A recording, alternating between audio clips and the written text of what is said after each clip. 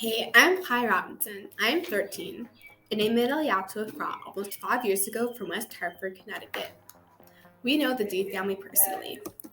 From the shul, in the past we were next door neighbors. I went to their summer day camp for a year. We had hand-me-downs from them, and we chatted every once in a while. When I heard the news, I was just in shock. I couldn't believe that such amazing people were no longer in this world, that they were killed on the way to a hotel for a family vacation, that I'll never ever see them again. Ever since the tragedy, a ton of projects have started in their memories, but I'm still frozen in this spot of shock and grief.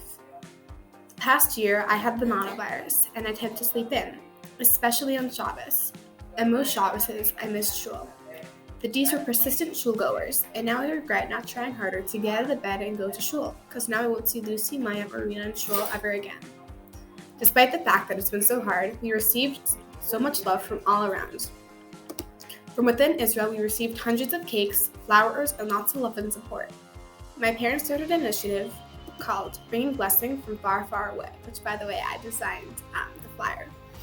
The goal of the initiative is to help people out of Efrat, primarily the U.S., to send love to Efrat.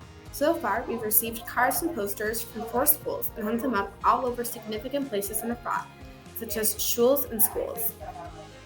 I also started my own, here are the pictures.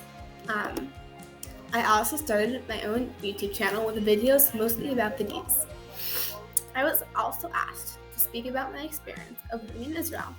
For starters, it's just stunning. The view from our window, with the most breathtaking sunsets, definitely beats the view from our house in the US.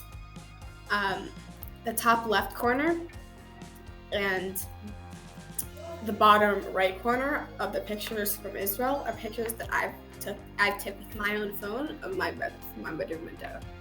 So, air here is so fresh, the breeze is amazing. We also received so much help when we moved here. My first year in Israel, I received 10 hours of ulpan per week. Our first 2 years, Abat Shiru, which is a post-high schooler in national service, came to our house once a week to help with homework or fun activities to help us learn Israel, to help us learn Hebrew or the Israeli culture. A big difference from the US is the school. Instead of there being 8 other kids in my class, boys and girls, I have 22 girls in my class, and we have 3 classes, which brings us to over 60 girls in my grade. Plus, there are several other schools in the area, so it's a big change. Another only in Israel experience is a personal story from this past Independence Day. We were eating our very Israeli barbecue at a park, and all of a sudden, this guy comes up to us and gives us a ton of grilled hot dogs, chicken, and olives. We were a little confused at the beginning, a little worried that we may have accidentally taken his table. But when we asked, he said that the food was for us. We were so touched, but it doesn't end there. He came back again and again and again, with watermelon, grapes, several salads, and he did it all with such compassion, it warmed our hearts. He told us that he does this every year to add love within Am Yisrael, since there has been a lot of negative things happening recently. I would say at least 60% of people in Efrat speak English, so as our Hebrew improved over the years, we were still able to communicate well with almost everyone. Although it's great living in Israel and really fun, part of it is still challenging. All of our family still is in the States, and sometimes it's really hard to stay in touch. Also, sometimes you can't find all of the resources that you want, so that can also be a challenge sometimes.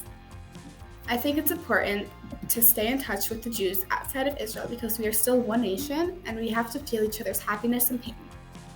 It can also be scary sometimes with the shootings and the bombs, but I think that the good things outweigh the bad. I love living in Israel and I think most people would agree. Thank you so much for watching and listening to my story, and have a great day. Adlai to the world.